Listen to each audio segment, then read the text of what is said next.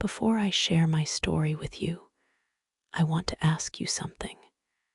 Have you ever trusted someone completely, only to feel that trust quietly begin to break, not with a bang, but with a whisper, not with violence, not with obvious harm, but with something subtler, something that made your heart feel confused?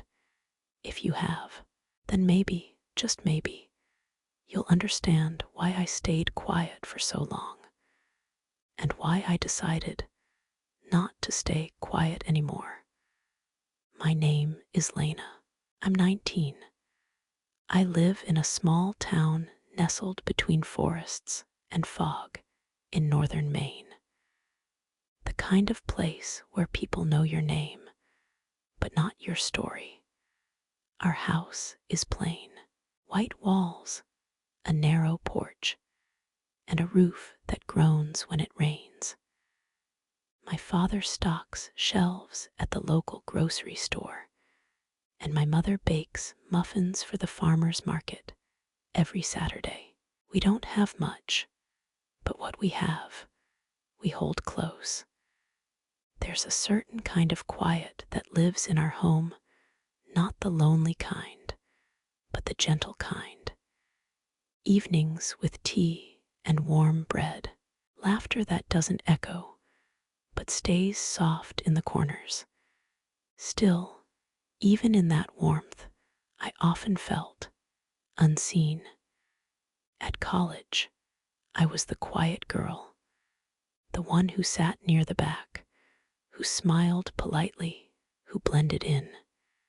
People said I was bright, that I had a gentle presence. Some said I was beautiful, though I never quite knew what to do with that. But no one ever really looked at me. Not until Mr. Ellis. Mr. Ellis was my English teacher, young, charming, the kind of person who always had a kind word and a quiet smile. Students liked him. Parents respected him.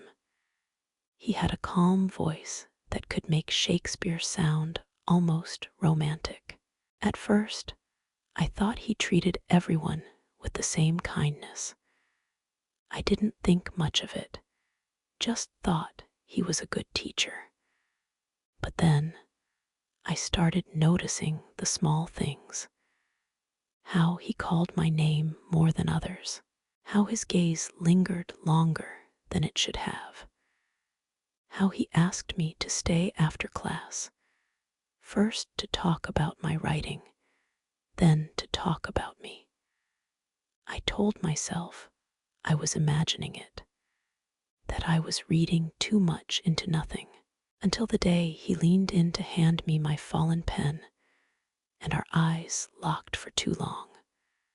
Too long for comfort, too long for a teacher.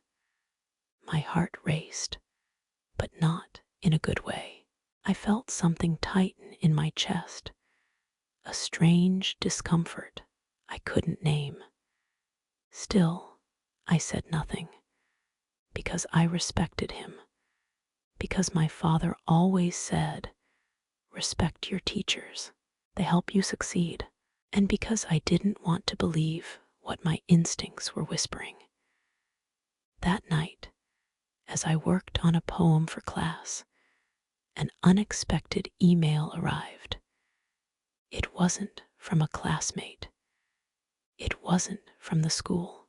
It was from Mr. Ellis, his personal account. My hands paused over the keyboard. I stared. "You are special," it said. "I think about you more than I should. Please don't tell anyone. Your smile, your lips, they stay in my mind." I didn't move. I didn't breathe. I just stared at the words, feeling like the ground beneath me had disappeared. I closed my laptop and curled into myself. My heart was pounding. My skin felt cold. I wanted to cry, but the tears didn't come, not yet. because somewhere deep inside, I still didn't want to believe it. He was my teacher. The next day, I walked into class, and everything felt different. The air was heavy. My seat felt colder. When Mr. Ellis walked in, I could feel his gaze before I saw it. He acted normal, too normal, but I could tell his smile had changed. It wasn't gentle anymore.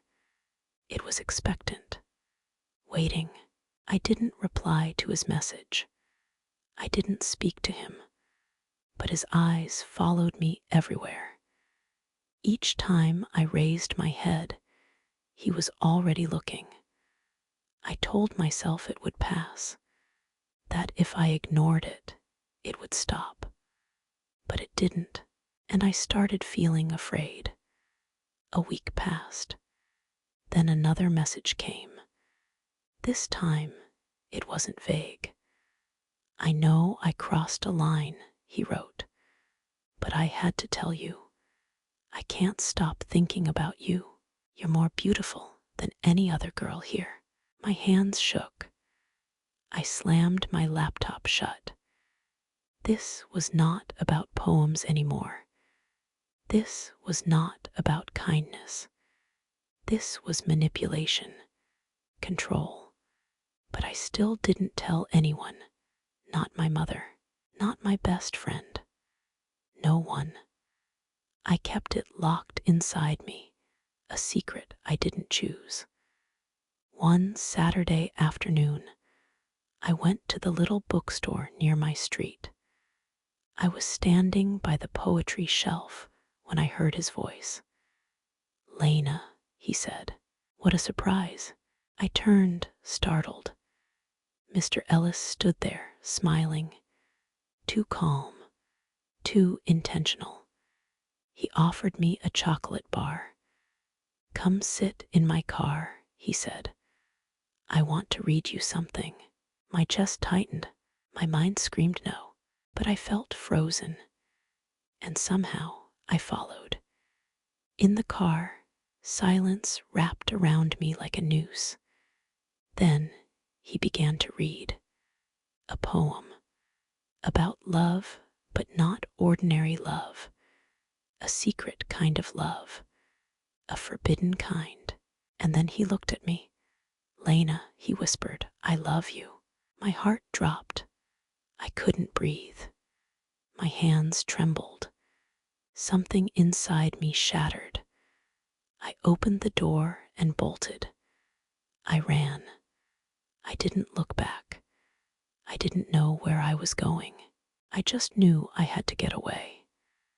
That night, I didn't sleep. I lay in bed, staring at the ceiling, the weight of everything crushing down on me. He had crossed every line, and I had stayed silent, but not anymore. The next morning, I sat with my mother. My voice was barely above a whisper. "Mama," I said, "I need to tell you something." I showed her the emails, the messages, everything. She held me tight, tears in her eyes. "You're brave," she said. "You did nothing wrong. When my father came home, we told him too. He said only one thing: we're going to the college. Right now." At school, we met with the principal. I showed them everything. This time, my voice was steady.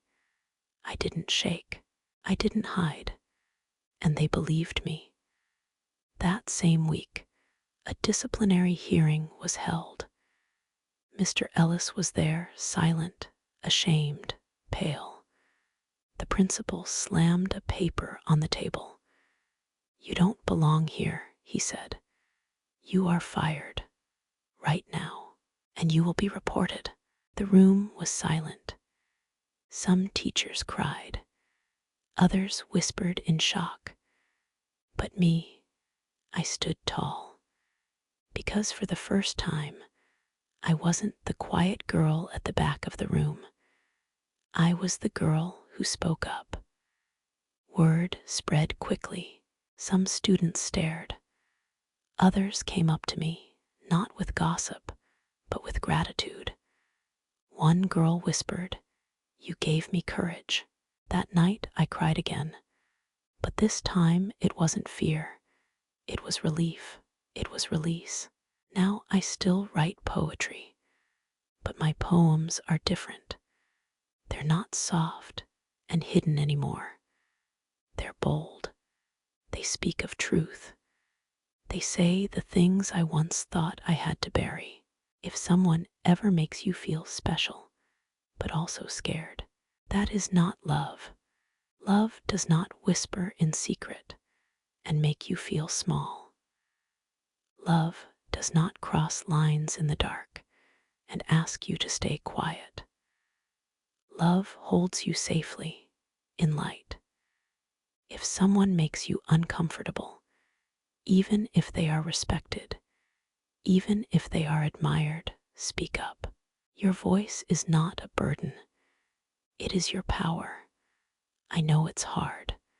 I know it's scary. But I also know this. The moment you speak your truth, you give someone else permission to find theirs.